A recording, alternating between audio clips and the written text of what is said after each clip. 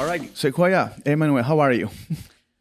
I'm doing great after that nice shot of whiskey that you And gave here me. comes another one. As you all know, Where do I look? this is how we do it. Now, if you're wondering what's her poison, it's now screwball because she likes it a lot. It's dangerously delicious, actually. Mm-hmm. I'm not really like a sweet whiskey. I like straight up whiskey, you know? Mm-hmm. But this is just delicious. Mm-hmm. Dangerously. I can't agree more. So this is really good. But we're gonna get started. We are gonna have a really good time. I think you guys are gonna have an amazing time because this young lady that you're seeing here is just sick good at what she does. And when I mean sick, I mean like it's gonna want to make you quit photography. So Oh, no. watch carefully. No. Okay, but she's been published everywhere. Like you've been in Vogue, right? Mm-hmm. Harper's Bazaar. Mm-hmm. You've been in Paper, V Magazine. You have been published. You're like doing what people want to do is do your amazing work and actually get it published and actually get it out there. And you're working. You're like a full-time photographer. You're a rare breed. Really? Yeah, it's rare. It's rare to have that. I see so many photographers. I don't feel very rare these days. Oh, there's plenty Yeah. of photographers. That doesn't mean they're getting their stuff together like this. Yeah. A lot of people, as you know, photography has no barriers to entry. Mm-hmm. So you kind of just do whatever you want. You think you're going to make it. They see people like you. They see people like myself. They see people who inspire them and they think, I'll get into it, which is fine. Mm-hmm. But then they don't realize the work required to actually make it. Yeah. You know, it looks like it's easy. I feel like people that don't know anything about it, we make it look very easy, but it's very, very complicated and full of lots of layers on so many different levels that people never even think about. That's right. They don't think about the layers that it takes. It's not the picture taking. It's not the fun. That's 3% of what we do. Psychologically, financially. Yep. You try to buy a car. The car payment is $1,000 a month, but you don't know if that month you're gonna make any money. You don't know. Yeah. You just feel like maybe you'll make money, maybe you don't that month. You have no idea, and that uncertainty is what kills people. You know? Oh yeah. I think that's one of the hardest parts is like the freelance aspect of it, because it really doesn't ever go away unless you have some kind of regular locked in situation, which most photographers don't have that. And I've been doing this for so long, and it's like how long have you been doing this? I mean, I got into photography at 3 years old because a photographer took my photos and met my mom, and they got in a relationship, and he became my stepfather. And that's how I got into photography, because he was like, how do I bond with this child? Let's do photo shoots. Let me dress. Like, he taught me. This is your mom, the one that sends you these amazing messages that are like, let's cheer to your mom. Okay, cheers, Mom. Cheers. Actually, Cheers, Mom. yeah, I was just showing Roberto how my mom every day sends me like a long. It's like the longest message you've ever seen. Well, if you have a mom, that loves to communicate. My mom does not. So this was a real shocker to me. But I got into photography at 3 years old. I mean, I started learning about it at that time and being interested. And then I went, did it in high school. I've just done it like through my whole life and was taught by him. And then I learned it in high school. And then I went to art school and college, and I was like, I want to major in photography. I just loved it so much. And it was just something I knew. So like, it was always part of my world, So you have a bachelor's of fine art. Well, that's another story. I didn't technically graduate because I was at MCAD. I'm from Minneapolis, so I was at Minneapolis College of Art and Design. Mm-hmm. Loved the school; it was amazing. And I ended up going to New York in my junior year of college. I went there. Everybody was like, you need to go to New York. You need to go to New York. But I wanted to go to California. I wanted to go to San Francisco. Mm-hmm. And somehow some paperwork, to do kind of like an exchange, independent study type of thing.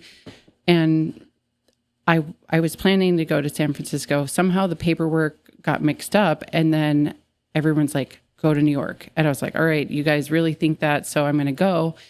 And I went there and did this independent study program through Parsons. And it was like, you meet with all these art curators and you work on a show, and then you present the show and you're going to galleries. It's a really cool program. And I just fell in love with New York. And I was like, wow, I didn't even really know, because I think I was a little bit nervous to go there because I think also being from Minneapolis, and people really had these opinions about it. New York is going to eat you up and spit you out. And like, you know, you're from Minnesota, you can't go there. You know, it's kind of like just all these like voices, you know, things that people thought. I fell in love with New York. I just thought it was incredible. I loved the diversity, the mix of people, just like the hustle and the bustle. I loved the energy, and I loved like the history of it. I felt really at home there, and it was kind of a surprise to me. So I ended up staying there. I was supposed to be there just for a semester. And so I went to, when I was in high school and stuff, I like failed. I was like skipping school. Like I was kind of like, a rebel? I was a total rebel, and like I failed 2 different grades, had to make them up. Like I was kind of going down a bad path. And so I ended up meeting I had a job, Famous Dave's Barbecue. I was a hostess. Famous Dave's, that's pretty good. Famous Dave's it was actually awesome in Minneapolis. So I met this girl who was in college, and she told me that she went to MCAD, this art school. Now, this is like a private, very expensive art school. And I was like, oh my God, that sounds amazing. I wish I could go. I wish I could do something like that. And she's like, you can. And I'm like, no, I can't. I don't have the means. Like, well, you can get help in, you know, loans and Like, there's all these ways. And she's like, I didn't have it either. And I was like, oh, like I really didn't know that at the time. This is to go to New York? No, this was like to even get into my school. Oh, I see. To go to MCAD. Okay. You know? Mm-hmm. And there is a point to that. But so to even get into the school from being someone that was like skipping, having terrible grades, like a bad track record, long story short, I ended up like kind of really telling the school my story, because they denied me. Oh. MCAD was like, no, you can't come here. What are you thinking? Like, look at your grades. Like, sure. And I convinced them and like told them my like life story and all this kind of stuff. And they were like, we want you to be here because you want to be here more than anybody we know. That's right. They were like, you're like goes to passionate about it, you know? When you get rejected, especially in the art world, it's nothing. It means nothing. It means keep going. It's just a bump on the road to a yes. That was like the biggest, most beautiful lesson I think I learned at that age, like still in high school, and like them saying no to me and being like, no. Like I really felt like that was going to save my life to go to the school. Yeah. Because I felt like it was going to turn my life around and to actually do something that I felt inspired by and excited and motivated about. And so when they let me in, and then there was like this whole process of me even trying to figure out how to financially make that happen, which that was a whole other thing. But I ended up, figuring it out. And when I was at the school for the first time in my life, I was like so excited to go to school every day, to be there, to be like soaking up the knowledge, when in the past I was like completely the opposite, very rebellious. And now I was like, oh my God. So I was like getting, really good grades and stuff. So the point is that they all loved me, like my professors, the people, like they knew I was just so grateful to be there. So I felt like I just had a lot of people on my team, on my side that were like rooting for me. So when they were like, go to New York, I said, I'm going to listen to them. I wasn't thinking about that, but I'm going to go. So I was there. I did the independent studio program.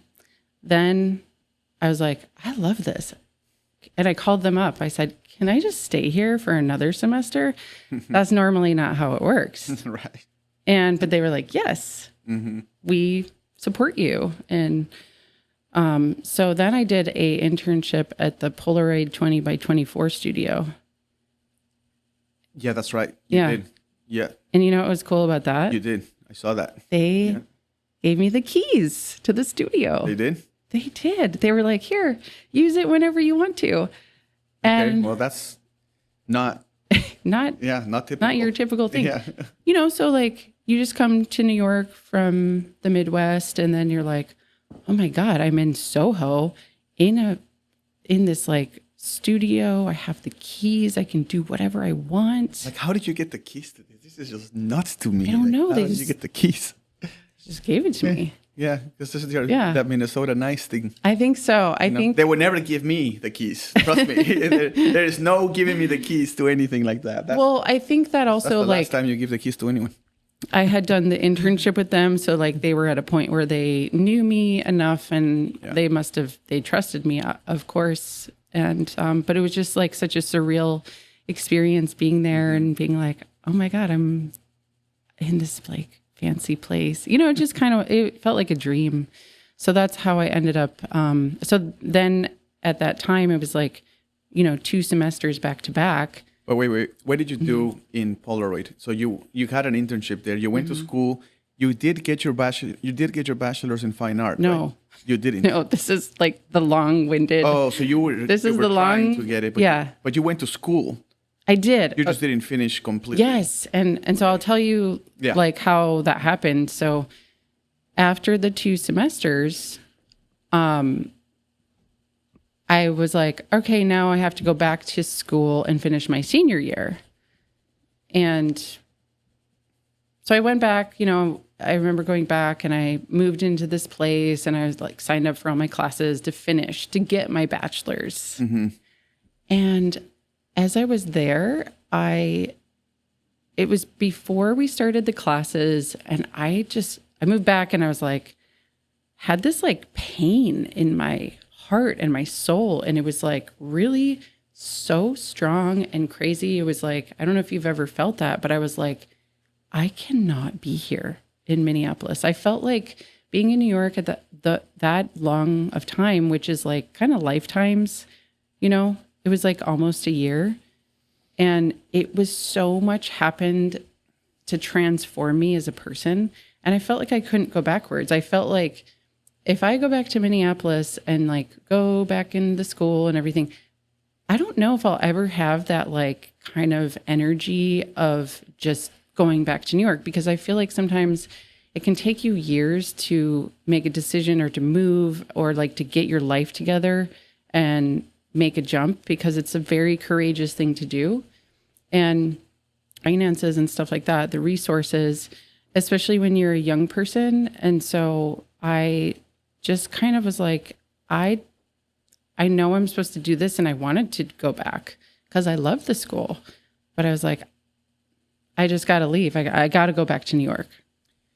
Once you go to New York, it's such a different place in Minnesota. You experience the craziest, the epicenter of everything you love.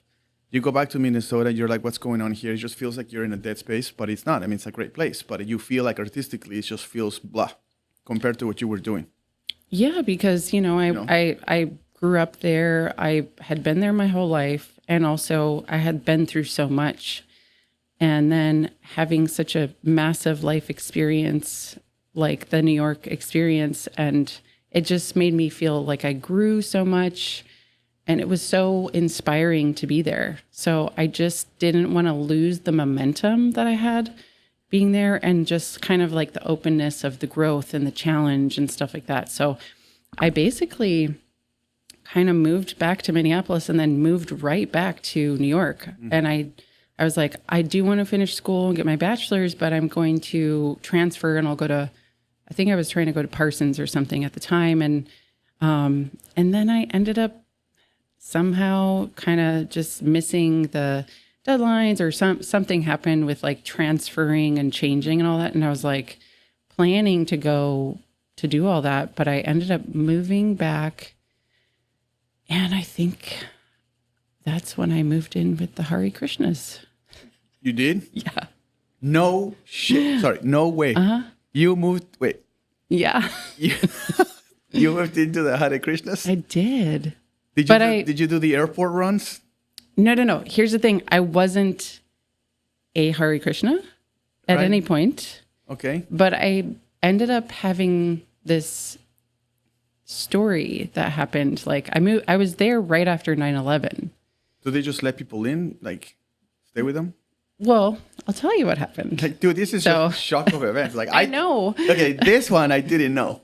Like It's not really written anywhere. I know, but Yeah. it's like I'm like Oh, you're getting the exclusive story, it's actually. exclusive. It, like I don't this think is I've like- ever talked about this like publicly or anything. Oh, okay. Well, Yeah. makes sense. Yeah. It's kind of that's a wild Yeah. card. Well, so what happened was I moved to New York after 9/11, and it was such a like cinematic memory in my head. Like I'm walking down the street, I'm cold, I'm hungry, I have $5, and I really need to eat. And I was just walking around trying to find a job. And at the time, it was like really hard to get a job after 9/11, and after the city was going through a lot of stuff, and so I would like go from place to place. I was in the East Village, and I was at this bar. I think they were like, I'm like, are you hiring? And they're like, well, go to the sanctuary.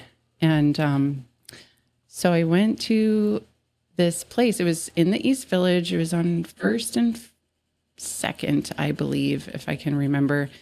And it was basically like this restaurant, this called the Sanctuary, which is also like kind of magical that I'm like cold and hungry and I have $5 and I'm like, go to the Sanctuary. It was kind of like, oh, like, and I walked in there and it was such a beautiful, peaceful energy there, and there was, it was kind of empty. And I was like, do you have anything for $5? And they're like, yes. And they had this like giant vegetable miso soup, and their whole thing was they had karma-free food.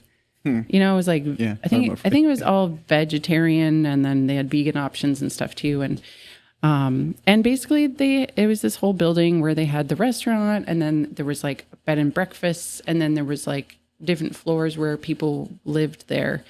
And so I was like, are you hiring? And they were like, yeah. Well, or actually they said no. But then one of the guys, his name is Sachit, and he came back to me and he said, well, I could give you like every other Saturday. Is this the Hare Krishna temple in New York? Well, there's lots of them, but yes. But this is the one that you were at. This was the one I was at in New York in the East Village. And this is in 2001. 2001. Yes. 2001. Okay, after 9/11. Yeah. Okay. And so then I ended up working there as a waitress every other week. And then I ended up moving in. Like they had this like top floor. There was like the 6th floor. And I always said it was where the rebels were on the 6th floor. Wait, the big rebels of the Hare Krishna movement. The rebel Krishnas. It's like they read their Hare Krishna book 6 times a day instead of 8. They're the rebels. They were not, I don't know. That's like a whole other, I don't know. It's like a lot to kind of explain. Sure. But let me ask you something though. Yeah. From your partial education as a photographer to study photography in Minneapolis, and also the internship you did in Polaroid in New York, right? Yeah. How, I know this is a tough one, but what percentage of that education, that formal photography education, you think plays a role in your life, in your photography career now? What percentage is it? Like, do you go when you're doing a shoot, you feel like your background really comes forward because of your schooling and your almost bachelor's degree, or do you really not even see that as a foundation for the work that you do now? It's definitely all a foundation and all part of the process that I've experienced for myself. I don't think that you have to go to school for photography. I think you can learn it all kinds of ways, especially now. You can be self-taught. Like really, there's no one way to do it. But I think that like I told you, like I grew up, I had a photo studio in my home. I was Phil, who he passed away now. He was my mentor and my father figure in art, life, spiritually and everything. He was like such a major important person for me. So I started with him, and he would just like, he would even, back in the day, we were shooting on film, and he would develop the film, and he would take me and show me like what are they called? I'm like spacing out on the, not call sheet, the film strips, Oh, you mean like the sheets, like the negatives, like the little proofs. The proofs, yeah. Yes, we would go through, and he would really explain to me how composition works, what makes a good photo, how do you pick one out of all of these that you're looking at, the contact sheet. So that, I feel like my education started very, very early in that way. And then when I got to my very expensive school, that was phenomenal. I thought it was, I definitely like feel like I got so much out of it, and in so many different ways. And I also was taking furniture design class and like paper making and sculpture, like everything, I kind of like took so many different types of art classes and I feel that all of these things make you a better artist and make you a better photographer. And like, also my mom was a painter and a costume designer, so I have that in my background. And so for me, and not every photographer is like this, and there's nothing wrong with that at all. For me personally, I call myself like a Renaissance artist, and I did grow up in the Renaissance Festival as well with my parents. When I was younger, we did Renaissance festivals and had a booth there and everything. Oh, but I was like, I was raised around, fashion, costume design, photography, painting, sculpture, like all that kind of stuff. And that's super important to me as a creator, is to constantly be doing all of these things, because it comes back to my art, it comes back to my photography, and makes me better, And also I think when you understand other people's jobs, like even back in the day, I would do my own makeup and hair on models, and just even kind of knowing how that works would make me be able to communicate or understand that side of things with the people that I work with now, like the teams that I work with and stuff like that. You know what I mean? Mm-hmm, mm-hmm. I think that one of the things that made me super pumped about doing your podcast is you have achieved something that most photographers aim to achieve but never get it, which is a very clean and defined style. Like when you think of a photographer, like if you think Sequoia Emmanuelle, what does she do? You will very clearly know, like, this is kind of like what her work is. This is what she looks like. This is what her work looks like. We have this book that you gave me, and we also have your work that you have posted on Instagram, and you have a TikTok account that you're quite active in. But what made you go to that crazy, bold, colorful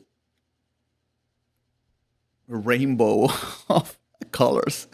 Like, do you think that's more eye-catching? Do you think that's just what you like? Or do you think that's more what sells?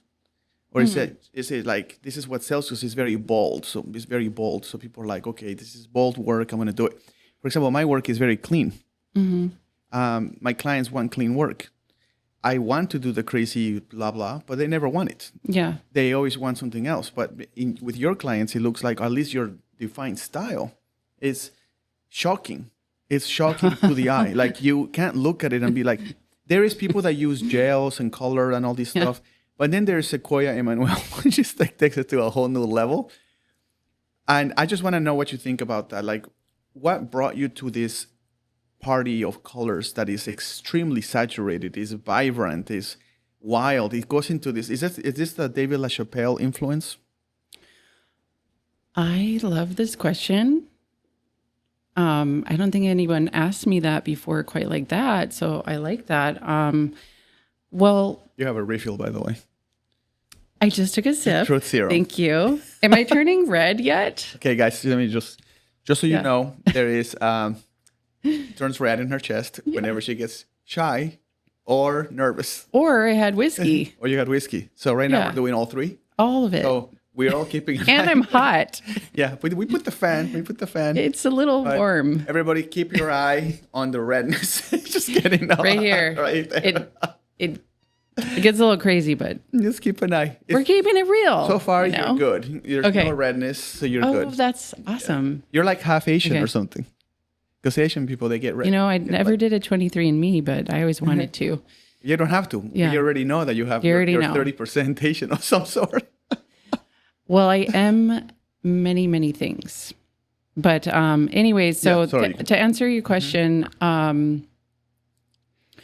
I'm going to bring it back to where I was, like where my roots are, how I was raised again. And I really do have a very, very elaborate, complex, interesting, dramatic upbringing, which has made me, you know, who I am and everything like that. And I do, like, there's so much to say about that. And at some point I want to share that, like in a TV series or you right know, now. a book or something like that. Oh man, we would be here for until like next week. We can do the 5-minute We can- cliff notes, which could potentially be what people listen and then that That's can, true. Yes, they'll be knocking down my door. They're knocking. Yeah. This is the part. This is your ghost. This is your Yeah. This is your ghost in your closet.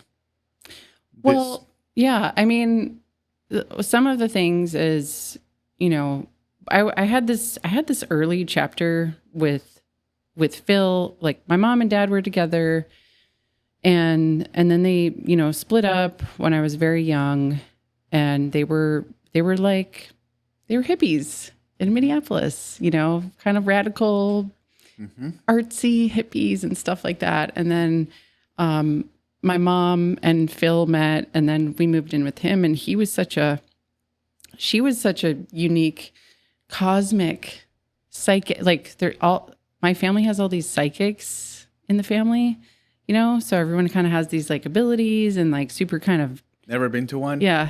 Don't even know what that is. I know they. Yeah.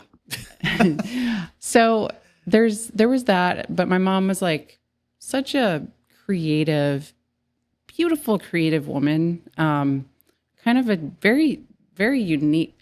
I swear, my mom was like one of the most unique persons I've ever known. Mm-hmm. You know, just the way she was in the world. And then she ended up meeting Phil, and he was one of the most unique people I ever knew in the world too. Like he was like a bigger man with a bleach blonde mohawk, and he would wear like leather vest with pins all over it with like unicorns and crystals, and like kind of like he was very like badass, like hardcore, but like cosmic at the same time. And then he was a welder, and then he was a photographer, and he would go to the Renaissance festivals and photograph all the belly dancers. And then he was a performer, and his name was Abadou, and he was a genie, and he would bring the snake out to the belly dancers. And, you know, and then he met my mom, and then he got into crystals. This guy's definitely interesting. Yeah, it was a very, here's the thing. Okay, so I was brought into that whole world. Again, when we first walked into Phil's house, after he took the photos of me dancing at this party, I met your mom, come to my house. We go to his house. He has no furniture, but he's got fashion everywhere. He's got like all these vintage hats, vintage clothes. He had like a whole collection. Like he loved, and he had jewelry. Everything was vintage.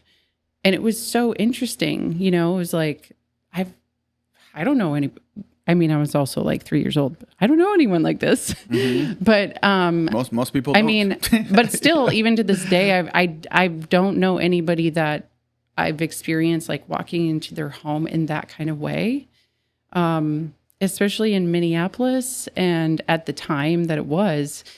And I remember just being in awe, like, what is this world that I'm in? And there's not even a couch or anywhere to sit. It's just all kind of like art pieces everywhere.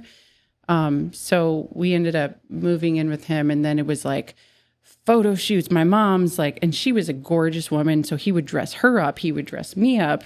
You know, she's like painting all the walls. There's this photo of her that I absolutely think is incredible, that she's in the kitchen standing. She has no pants on and she's got a shirt and her hair's like, you know, 80s. And she's on this, she's like squatting on the kitchen sink, painting a giant mural in the kitchen of like this cosmic moon and star, like kind of scene, starry night kind of vibe. Real And hippie stuff. but it was like, it was kind of beyond hippie, but it was like just super cosmic, artsy, like so artisty. So I had this was like my life every day was like just so out of the normal. And I mean, I didn't know anybody else that had a household like we did. You know, I felt like we were Adam's family, less gothy, kind of a little bit more cosmic, Adam's family. Like weird. We don't fit in. We're the black sheep. We're unusual. You know what I mean? And all of this is part of the influence. Absolutely, because this was it was so extreme and bold, and he was a fashion photographer as well, you know. So I was inspired by him so much, you know, like everything was, and he used gels a lot, you know, and everything was very radical and rebellious.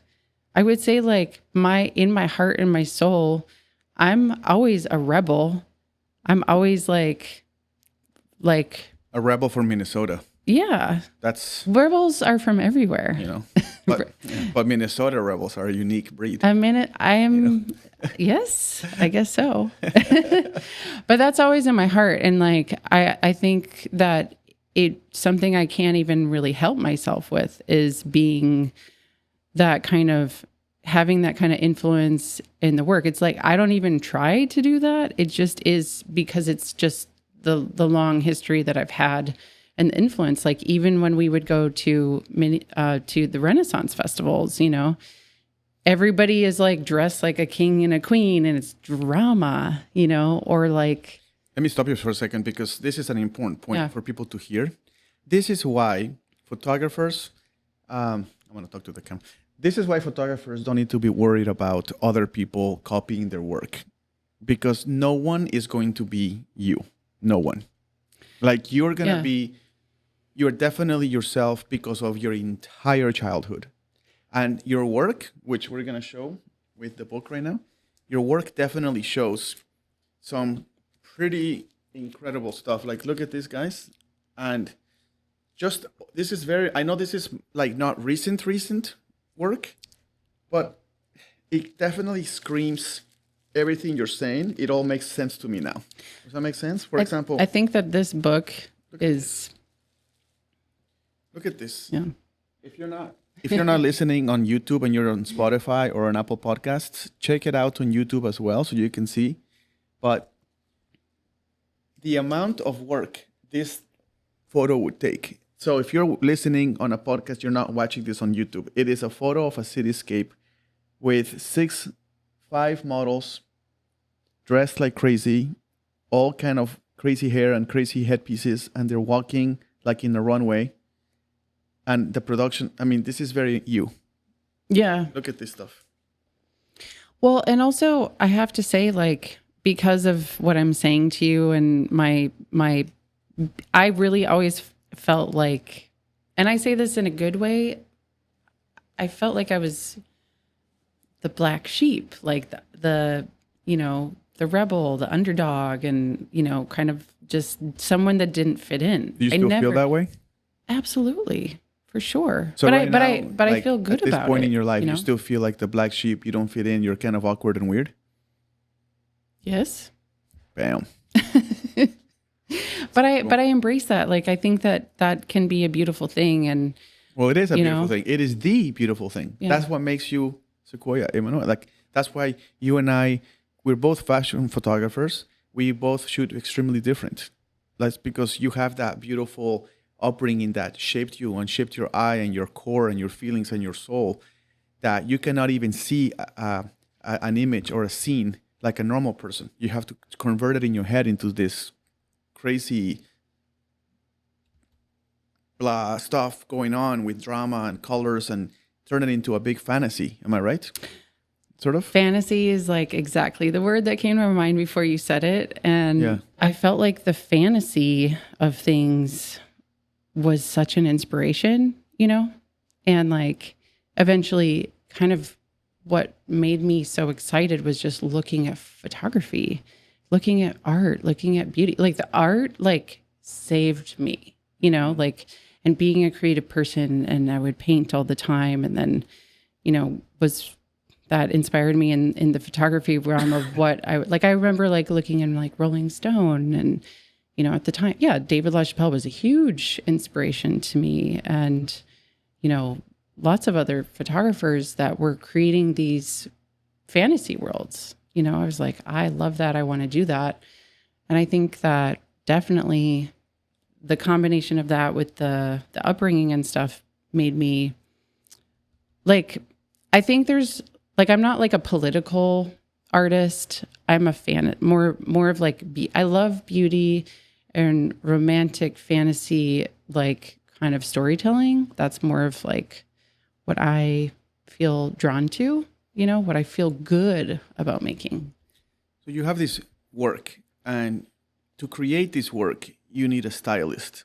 Yes. You need a whole team. You need a village. You need a village. That kind of work that you do is Yeah. not something you can call up a friend and say, hey, you want to do a shoot? You can. You can. You can, but it's like your stuff is very curated. Yes. It has a really special look to it. It has drama to it. Those kinds of clothes don't come from Target. No. Like you have to really go out there and find these It's pieces. expensive. It's expensive. So I guess Very my question to expensive. you is, because people are listening to this and they're wondering like, okay, I have my own story, I have my own style, but how do you get this portfolio? Is it something you paid for and developed yourself? Is it something that you ask people for like you know, there is a difference between submission and being asked to do a shoot. Yeah. Right? So if you're doing if you're being asked to do a shoot, they'll pay for it because they're asking you usually. But a lot of this work is like, how do you get this entire situation, the clothing, the model, the hairstylist, the avant-garde clothing, the avant-garde hair, the avant-garde makeup? Like, that stuff is not easy to do. How does somebody go from, oh, I want to do a shoot, to what you're doing? So with all the years of doing stuff, you know, like there's so many different ways that this has come to fruition, you know?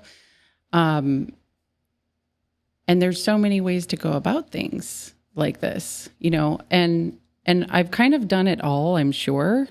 I mean, there's some stuff that are collaborations, and you agree to, you know, collaborate, and you all put your resources together, or you're getting hired for something, or, you know, you're doing it for a magazine, and sometimes, or a client, or, you know, there's no one way that any of that stuff happens. And yes, there's times that I'm paying for stuff and investing into the work that I want to create, whether it's like the backdrops or the fashion or something like that.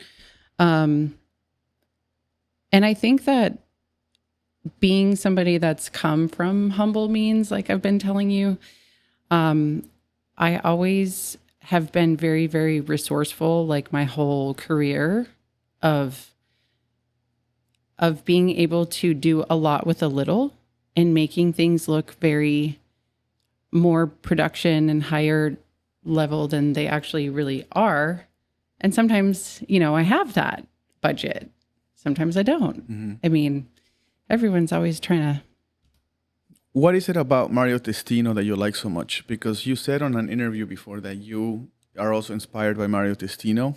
Mm-hmm. But that was weird to me because I don't know how Mario Testino is like as different as you can get from David LaChapelle. So are there elements of Mario that you're like, I like that? I mean, he has highly expressive close-ups almost, like conceptual kind of photos, but they're much cleaner.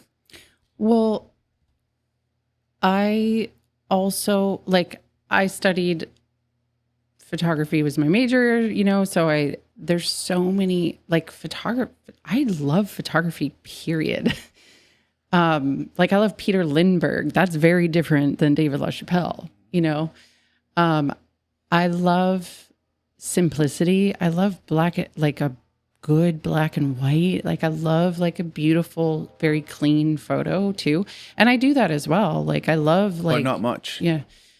I mean, You're not much. I mean, 99% of your work is not that. It's very powwow, crazy, conceptual stuff. I'm curious how this influence of Mario Testino and what was the other one? Peter Lindbergh. Yeah, Peter Lindbergh. Which, by the way, I love Peter Lindbergh. Yeah. Right? But those are so. I can see the similarity between Peter Lindbergh and Mario Testino. But how do you draw from there when I see you more like a colorful, vibrant David LaChapelle person? I think when you are someone that just really appreciates a really good image, it doesn't have to be just because it might not be the style that you typically do. I mean, I appreciate that work so much. Mm-hmm. I mean, of so many different types of photographers. And again, I love a clean photo, just a really good, strong portrait of somebody or beauty or whatever, just as much as I love a fantasy. So it's not all about that. It's just appreciating good photography. Okay. I have a really difficult question for you. Okay. Because the answer is not easy by any means, but I'm curious what you say. Okay. So you said that you really like a strong portrait of someone. Mm-hmm. Okay, like a really powerful portrait. Please explain to the people listening what is your procedure from start to end when you have a person in front of you and you're gonna take their portrait, because there's a difference between a photograph and a portrait. A photograph is just what you look like. A portrait is who you are. You're photographing deeper than the skin. You're photographing their soul and who they are. There's a story in your aura and your energy that you're trying to capture through a photograph. Yeah. Versus a picture of someone is just a picture of what you look like with your skin. Right? Okay, yeah. So what's the process? Yeah, I'm dying. What is the process? You have a subject in front of you. You've never met them. I want to hear, what is your background choice? What is your lighting choice? Let's say you have a guy who's 55 years old. He's 55. He's traveled. He's a chef. He's a professional chef. Yeah. He's a bit of a temperamental personality. He's a little bit crazy. I already have a vision in my head. That's of what you just saying that. It comes in my head. Okay, so this is the guy. He's opening up a new Michelin star restaurant, and there's a portrait that has to be taken of him that's gonna make people be interested. Not a photo that he's gonna use for the restaurant, perhaps, but maybe they're doing a documentary for Netflix or something, and there has to be a portrait of him that says something. What is your procedure? What is your process? Well, I think that everyone is a different process, and I think the more that you do this work, you develop intuition of what you think is going to work for each person, because everybody is different, and you have to think about what is their background, what's you have to research to a degree and figure out who you're working with and what is some little elements, even if you're doing a very simple type of thing.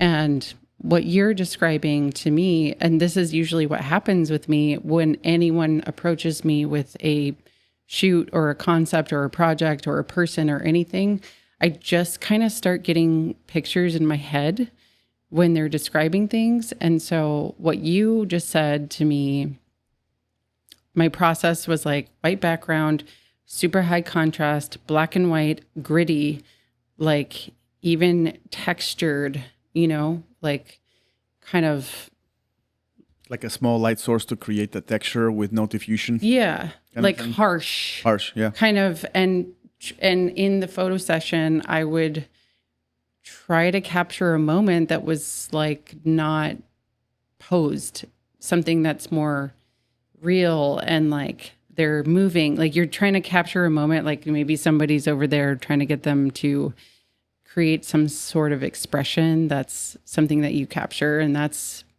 But don't you agree that to get to those off moments, you have to kind of have two posing points? Like you have a posing point A, posing point B, and then Yeah. and then the person tries to go from point A to point B, and then they kind of whatever get lost or they get distracted or something happens in between that journey, and then you take their photo.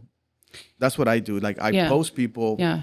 The photo that I take is not the one that's posed perfectly. It's always the one slightly in the journey to that pose. Yeah. Well, actually, I just did a shoot with a friend of mine that not everybody, so many people are not comfortable to do these photo shoots. You know what I mean?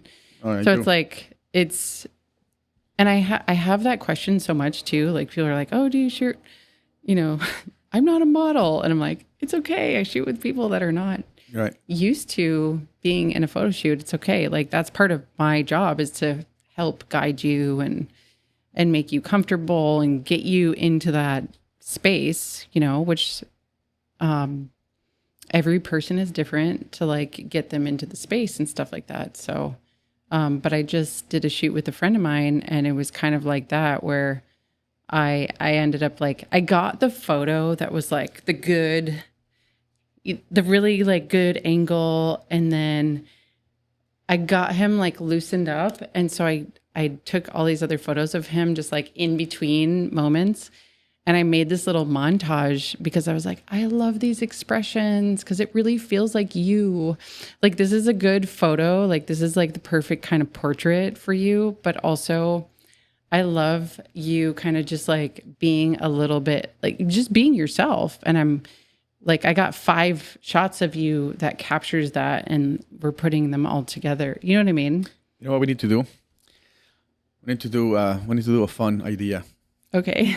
We need to do a fun idea. This is giving me idea vibes because you're one of the most creative people I've ever interviewed. Really?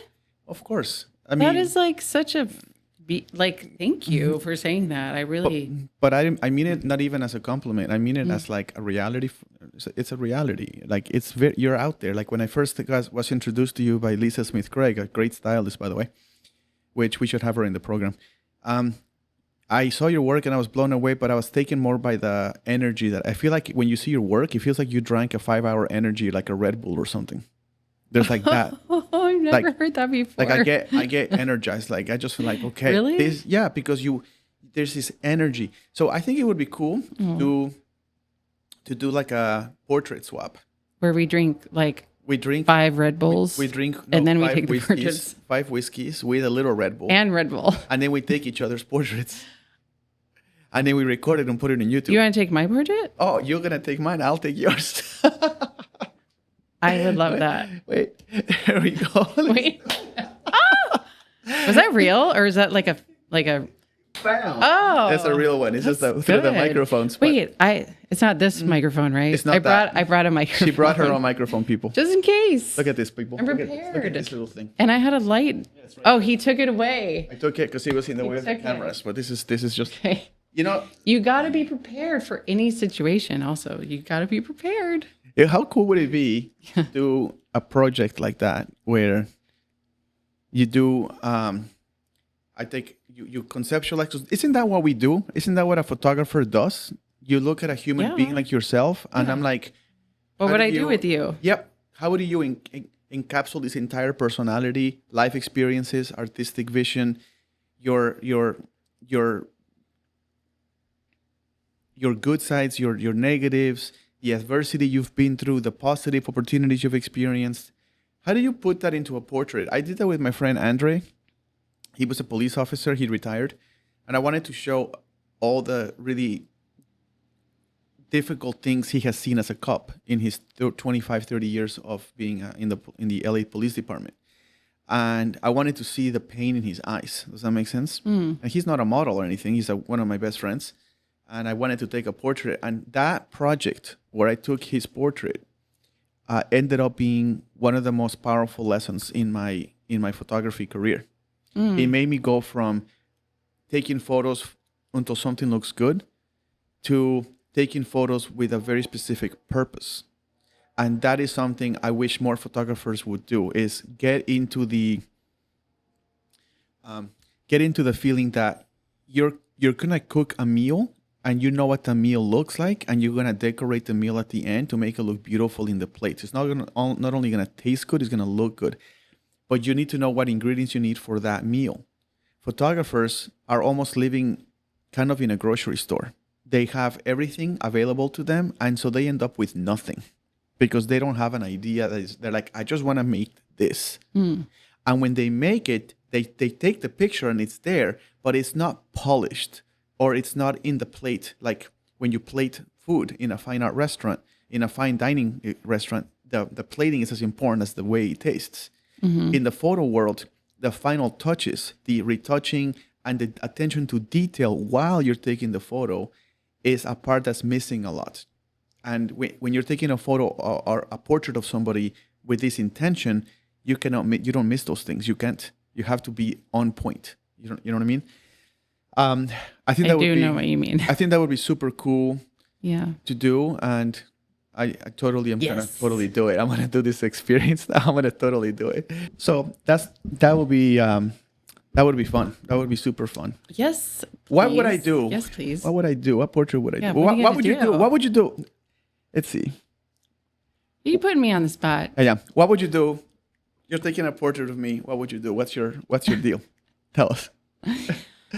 I mean, I would not tell you that right now. I would go deep dive your whole vibe and your world, and I would look at all of besides your work, just you and your energy and like anything that I've seen online of, that I think is relevant, to your personality and your energy and the colors and stuff like that. And also like seeing what you wear and stuff like that. So I'd want to kind of know how to put something together, and I would mood board and like put a whole vision together. Interesting. I'm very muted in a lot of not a lot of my work, because I'm kind of like, it's a problem. I'm a bit of a chameleon when it comes to my work, because I can adapt to whatever the client needs, and that's fine. But my work, if I had to choose like my style, it's very clean, but it has a strong modern reaction element to it. So you definitely feel it's beautiful, but it has like an underground modern elegance to it. Okay, so are you a fashion person, would you say? Yourself? Are you someone that likes to dress, like, or are you more casual? What would you say? Yeah. I'm very much a fashion person until I had kids and they started barfing all over my clothes. The fashion part. Well, how old are they now? That left because. Are they barfing still?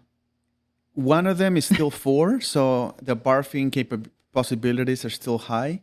The 7-year-old, not so much, but it's been a real struggle because I used to wear really nice clothes from whatever. I live in LA. Sounds like it's time to bring it back. I think it is. Like I'm wearing a cool shirt now. What is that? Like a peace sign? It's like a snake. With snakes? Yeah.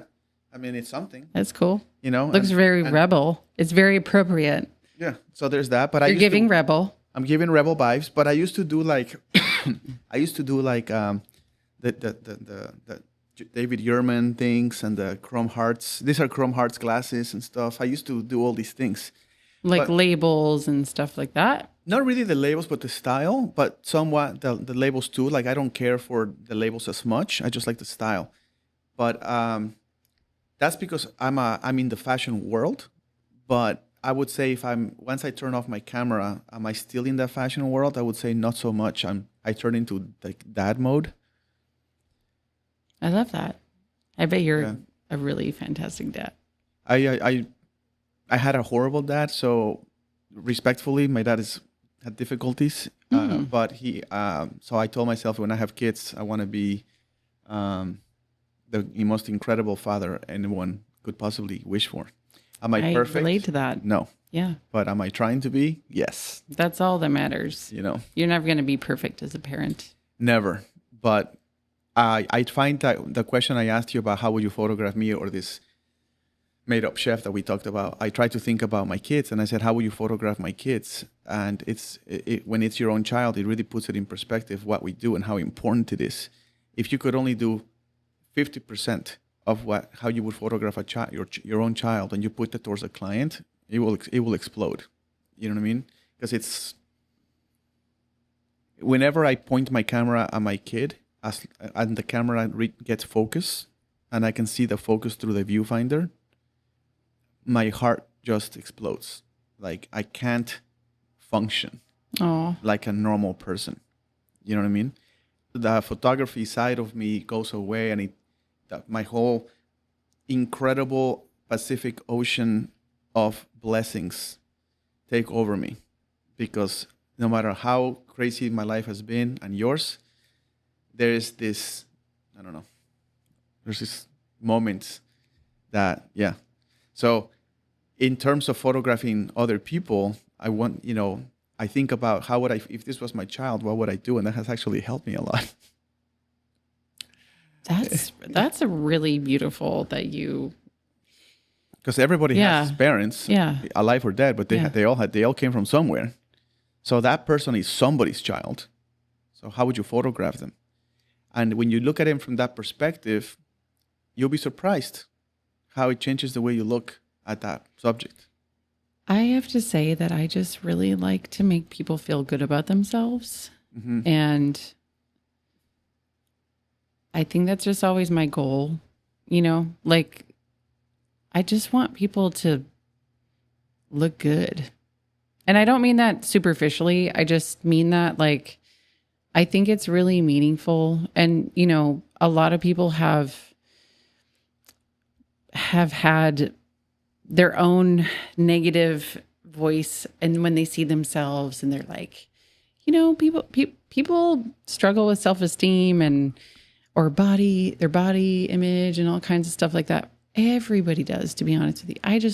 Everyone does. It's very rare if they don't. And I think when someone captures just a really good photo of you and you feel beautiful and good about yourself, that is really wonderful to give to someone. And that's something that's in my heart. Like I just want people to feel good about that, When you take a portrait of someone, fashion or not, do you say, I nailed it? Or do you go home and say, I wish I could have done it. I wish I could have done this and this and that. Do you always go through this cycle of doubting yourself? I doubt myself so much. I think it's really annoying. I mean, I think a lot of us are hard on ourselves because we want to do great work. I feel like I'm always trying to strive and push myself to do the best that I can. And sometimes things are harder to nail than others. And there's moments where I do feel like I've nailed it, but I think more times I don't feel that way. And I kind of go through this like love-hate period of a photo shoot. And I get like really consumed about it. I'm just being honest. Like, by the way, your chest is still not turning red. Really? No. Everybody take a look. Everything's fine. That's incredible. And I guess I'm very comfortable. One thing that would be interesting for people to know, because you are one of those rare, super shy fashion photographers. You're shy. You're a shy person. You agree? Well, that's what I was telling you. I was telling you this story earlier before sorry if I got too close to the microphone. Just from a shy perspective, how do you work in a field that will eat up shy people? Like it will eat you, they will eat you alive. I have an intimidation factor that works very well for me that I did not mean to do. And it has ended up happening where. Is that RBF? RBF. Yeah, do you? What's that? Do you have RBF? Is that what you bring to What's bring on set? RBF? Resting bitch face. For sure. You show up to set like this. No. But No? no. And I never tried to do that. But I definitely have like some weird ass faces that I make all the time. That's. Can you show us a resting bitch face? This is like me thinking about the backdrop. Do I like that? Oh God, that's funny. Oh my God, I'm loving Like, you right now. I do. I make the worst faces, especially when somebody's doing behind the scenes photos and I see and I'm like, oh, it's terrible. Like, because I look like crazy with the faces sometimes. And it's not even really what, like, it doesn't match to what I'm thinking. Okay. Usually. So people would be like, What the heck is that? What's wrong? Oh, nothing. I'm just trying to think about the light right now. Like, do I like that? Because also there's so many details a lot of times in the work, that I'm just really trying to look at the whole image, everything. Of course, the person and the fashion, but also like the details of the room and stuff like that. Like really kind of get things perfected a lot of times. And sometimes I have to let that go and just be like, no, let's be messy. How much do you get your feelings hurt when you send photos to the client and they don't share the enthusiasm that you have about the photos? Well, it happens plenty of times over the years. I definitely feel like I really, really want to please everyone. Like I really do. I care a lot about every person's session, whether it was a little bit of money or a lot of bit of money or no money or whatever. It doesn't even, like, I just want like people to have a good experience and like get what, to feel good about it. And some people express lots of excitement and gratitude and they're very expressive people and some people are not. And, do you want to hear like an example of something? I think that's definitely the goal. Yeah. So I ended up doing this birthday.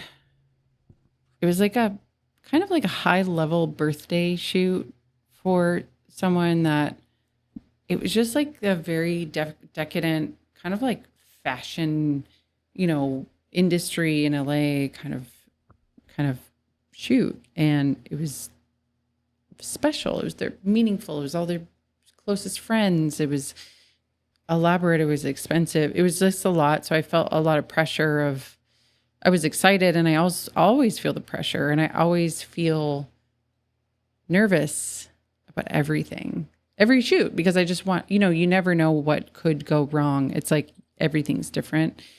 And I just feel better at the end of everything once I've like processed the photos, like no matter what, to see like, did I get it? Especially in an event situation when there's so much to do and so much to capture and you have very little time and your settings are all over the place and your lighting might be all over, you know what I mean? You're like changing stuff constantly. So I did this whole thing and it took me like 2 days to like, process the photos and get them uploaded to a gallery and stuff. And I sent them off and then I just never heard anything, period. Like no response. And people are busy. People have, like it's one of those things where you have to really, really try not to take things personal because also that person really probably has no idea that you're like waiting with bated breath for the response. Yep. With the validation that you did a good job. They don't know. You know what I mean? I don't think they know. So I was really kind of going through it and like, oh my God, like I hope he likes it. And then I ended up seeing him a couple weeks later and he was so sweet and he was like, oh my God, I haven't even looked at him yet. Because I thought he was looking at them and just didn't say anything. Right. Or maybe he hated them. Your mind is like all over the place. Yes. We always assume the worst. Yeah. Every time I do a shoot. Because you want validation. Well, yeah, less so now, for me anyway. Less so for me anyway. Like, I gave up on getting validation from clients. I know that I did a good job because they rehire me, but I work with people that don't really know what good is. Does that make sense? Yes. Like, you can give them spectacular photos, and they just, to them, it's just something they cross off an Excel spreadsheet. Like, okay, I got the campaign shots. That's what we needed to do. Yeah, I know what you mean. Yeah, and it's like nobody knows like the whole passion and everything that you've gone through to go through to create that image, and For sure. I think the most difficult shoots are the ones where you care the most, like when you do personal projects or you bring in collaborators because you want to do some idea. And then you come up with the idea and you're like, this is it. This is what I want. This is amazing. And you take it and it's all your heart in this. Yeah. And then when those photos are done, that's when it gets depressing if it doesn't look, if people don't get the reaction that you did. Yeah. And then, what was kind of, so when I was there, I was like, oh, you haven't looked yet. Do you want to see? Right. And I showed him and he was like, wow, amazing.